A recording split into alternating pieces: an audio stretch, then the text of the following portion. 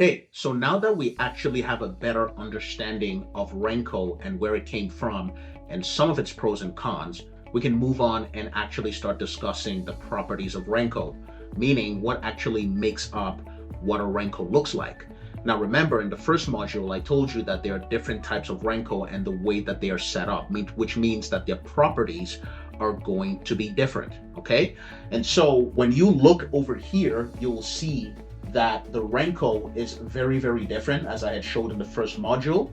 Now we're going to look at the properties. So we're going to click here, and we're going to look at the properties right here. What makes up the properties of the Renko: the source, the box size assignment method, and the box size. Okay?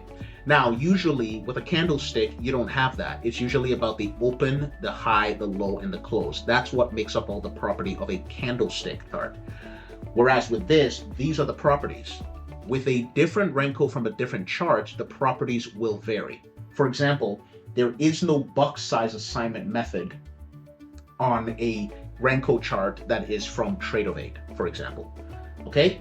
So we're going to look at this because it offers the best way to actually control what you want from your Renko and to get the best out of the Renko, which is why I would highly recommend and highly suggest that you use Renkos from Tradingview. When we then look at this, what do these things mean? Source means the basis of the Renko, how they are actually counting the Renko and making the Renko work, right? It is based on the close. Remember what I said about the candlesticks. The candlesticks use open, close, high, and low. Okay, it's based on the close. Most things are based on the close.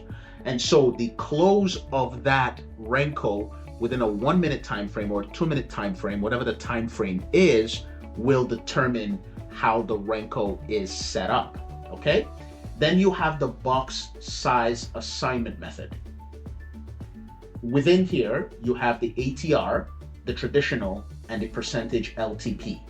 The ATR is called the average true range. So with the average true range of a Renko, what you really have is that Tradingview automatically, based on some data from the previous day, usually it'll tell you exactly what the average range of each price movement is for any given commodity.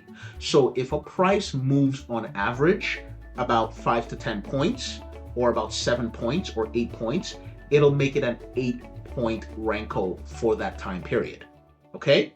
Then the next one we're moving to is the traditional. The traditional is often used as a fixed size, right? It's what is used to base the size of the brick or the box.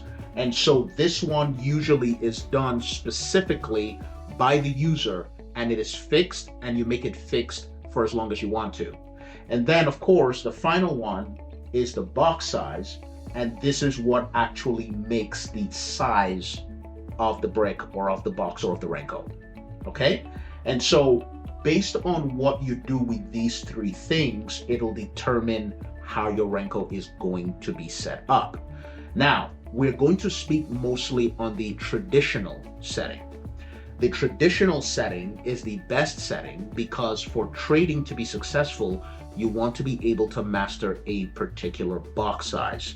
That's the best way, because what you don't want is that one day you have a box size of 2, and then a box size of 5, and then a box size of 8, and so on, and each day gives you different looks, and you don't really know how to use the Renko because the box sizes keep changing. The same thing goes with the percentage LTP. It's all based on the percentage of each Renko based on the last Renko. Again, that is also going to change every single day. So the safest and the most important that we need to learn is the traditional, okay? And so with the traditional then, based off of that, I'm able to put in my box size. So my box size is 10 in this case for Nasdaq Futures. And what then that means is that when you create it at 10, what that is saying is that between the high and the low of the Renko, it's going to be moving exactly 10 points of the Nasdaq commodity. And for as long as it moves 10 points, it'll show it within 10 point boxes. Okay? And so on and so forth. Okay?